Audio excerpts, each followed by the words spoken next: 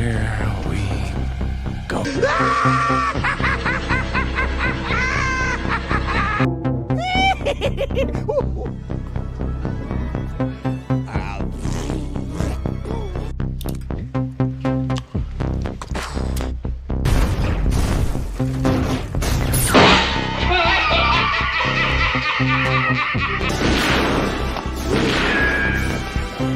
Is like gravity. All it takes is a little push.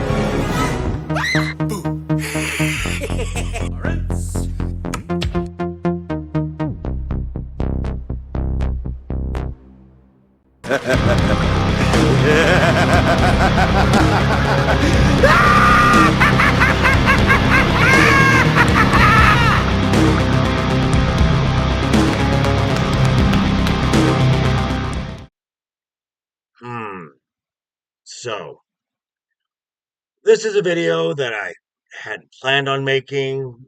Frankly, I didn't want to, but due to the impact that this has on the world of professional wrestling, I took some time to think and decided better of it and put this video together anyway.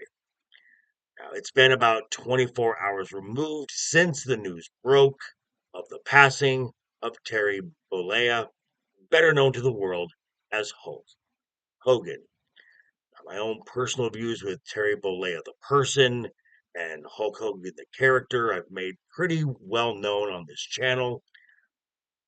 But upon reflecting, a lot of what I love about pro wrestling and why I even talk about pro wrestling on this channel is in large part to not just the icon, but the impact of Hulk Hogan. That is true. Now, Terry Bollea, Hulk Hogan, started his career in the WWF in 1979, and he was not the overly cartoonish babyface hero. He was actually first a heel, a bad guy, managed by classy Freddie Blassie. Now, this characterization caught the eye of Hollywood as he played, ironically enough, professional wrestler Thunder Lips in the movie Rocky III opposite Sylvester Stallone. The owner at the time, Vincent J. McMahon, was not happy about his role in this film that went against his policy of doing outside work. So in 1981, Hulk Hogan was released from the WWF. Now, he did continue to work over in Japan and for another American promotion, the AWA. But in 1983, new owner Vincent K. McMahon re-signed Hulk Hogan back to the WWF as he was going to be the cornerstone of Vince's new vision for professional wrestling. Now, I do remember going to a friend's house in 1984, and it's there where I and many wrestling fans my age were introduced to something special. We didn't know it at the time, but WrestleMania 1.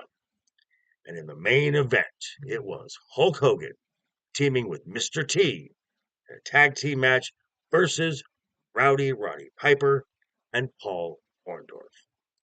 It's that day, Hulkamania was born. In the preceding 9 WrestleManias that followed, Hulk Hogan was in the main event of 8 of them.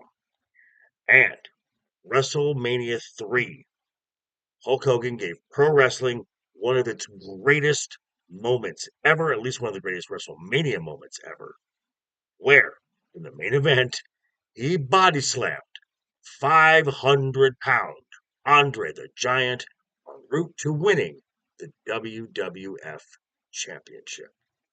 That's very impressive. So to quote the phrase, Hulkamania was running wild. Now, Hogan did take a small hiatus, but upon return was inserted into a story which was the formation of the tag team, the Mega Powers, teaming up with the champion at the time, Randy Macho Man Savage. Now, these allies soon became enemies as jealousy over not just the World Championship. Miss Elizabeth was at the center of this, And this culminated at WrestleMania 5 with Hulk Hogan defeating Savage for the WWF Championship. Now, I myself was fortunate enough to attend WrestleMania 7 in Los Angeles. While not being a huge Hulk Hogan fan, in the main event versus Sergeant Slaughter, Hogan got the pin. His theme, Real American, is playing. He's waving the American flag. And even though I'm not a Hogan fan, you cannot help but get swept up in the emotion of that moment. Hogan left the WWF in 1993 to film a TV series, Thunder in Paradise.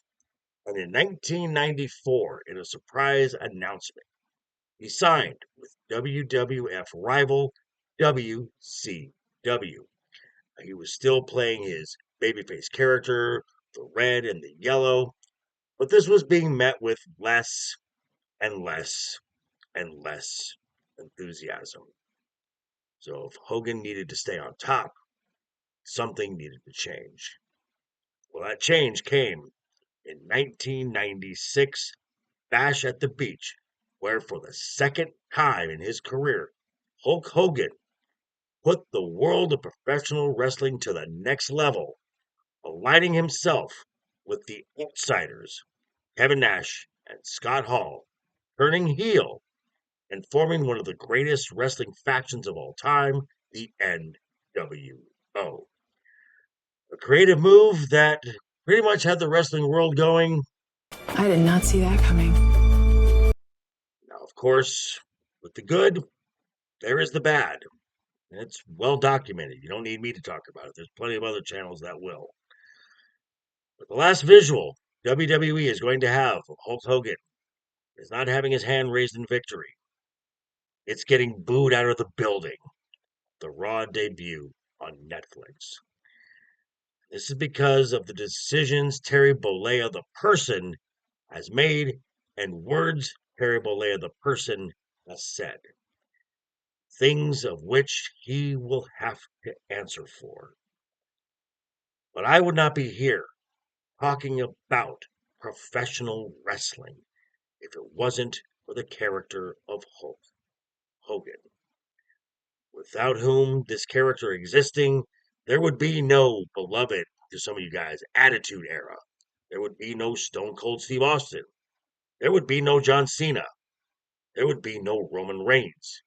There would be no 2 nights of WrestleMania and now 2 nights SummerSlam.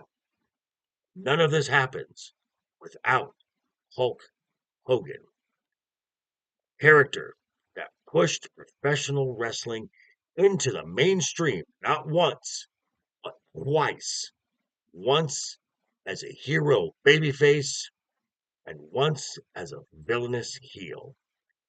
I mean, in the world of professional wrestling, in the history of professional wrestling, can you name another character that's even come close to that? Nope. Because I sure can't. But these are just some of my thoughts. I'd love to hear what you got to say down below in the comments. Be sure to tune in next week, not only for the regular content I put out there, but 6 p.m. Pacific time, this channel, as me and the guys will be talking about some of this and a whole lot more as we're going right into next weekend, the first 2-night SummerSlam. Of course, I'm talking about Wednesday night is over. Look.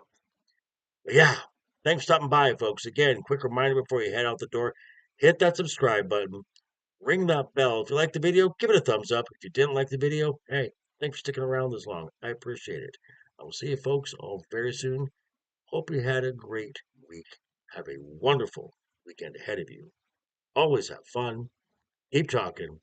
Keep smiling. Until next time. Toodles! I say you better